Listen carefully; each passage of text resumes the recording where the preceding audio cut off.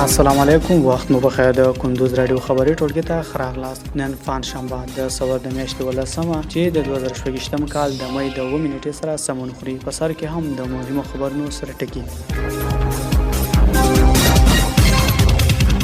په تخار کې د جواز پرته د سرو زرو د کان کیندنې د فعالیتونو مخنیوي.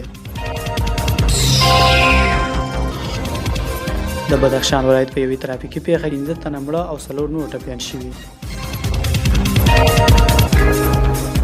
په تیره یوه اونۍ کې د اوسپنې پټلۍ له لارې څه باندې 209,000 ټنه انتقالات ترسره شوي.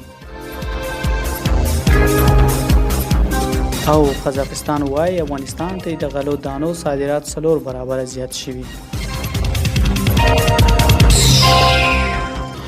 اوس هم بشپړ خبرونه ویان صدیق الله لیوال. په تخار کې د جواز پرته د سرو زرو د کان کیندنې د فعالیتونو مخنیوي. د تخار ولایت د والي د سفر وروسته چې په څو ولسوالیو کې د جواز پرته د سرو زرو د کان کیندونکو د فعالیتونو د مخنیوي په اړه جدي لارښوونې ورکړې وې. د ګلکفان ولسوالۍ د مسؤلینو د هڅو په پایله کې د 15 بې جوازه کان کیندونکو شرکتونو کار بند شو. د تخار سیمه ییزې ادارې د ریاست الوزرا د عالی مقام د حکم له مخې چې د بې جوازه شرکتونو د فعالیت د درولو په اړه صادر شوي خپل قاطع تصمیم اعلان کړ او د بندولو بهیر په ټولو ولسوالیو کې دوام لري. د تخار ولایت د مقامات مطبوعاتي دفتر په یو خبر پاڼه کې ویلي چې دا اقدام د نظم د تعمیر روانتیا او د غیر قانوني فعالیتونو د مخنیوي په موخه ترسره شوی او ټینګار شوی چې هیڅ بې جوازه شرکت ته د فعالیت اجازه نه ورکول کیږي.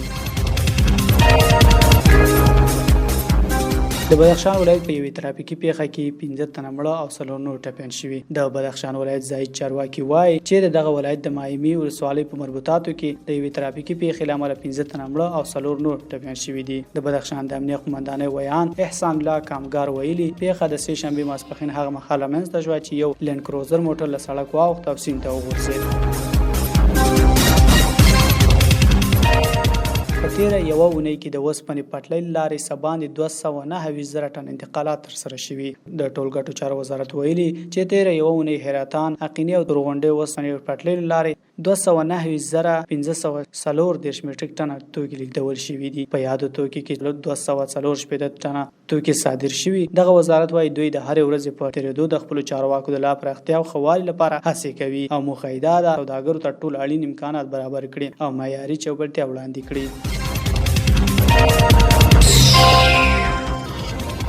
او وروستی خبر دا قزاقستان وایي افغانستان ته د غلو دانو صادرات 4 برابر زیات شوي دي. قزاقستان د ترانسپورت وزارت ویلي چې افغانستان ته د غلو دانو صادرات 4 برابر ډیر شوي دي. دغه وزارت د معلوماتو له مخې د روان کال په لومړیو 3 میاشتو کې افغانستان ته د غلو دانو صادرات 302,000 ټنو ته رسیدلي چې د تیر کال د همدې مودې په پرتله 4.2 برابر زیاتوالی ښایي. همدارنګه په ټوله کې د قزاقستان د غلو دانو صادرات 18% زیات شوي او 3.2 میلیون ټن ته رسیدلي. دا و د دې ساعت خبرونه. تر بیا خیر.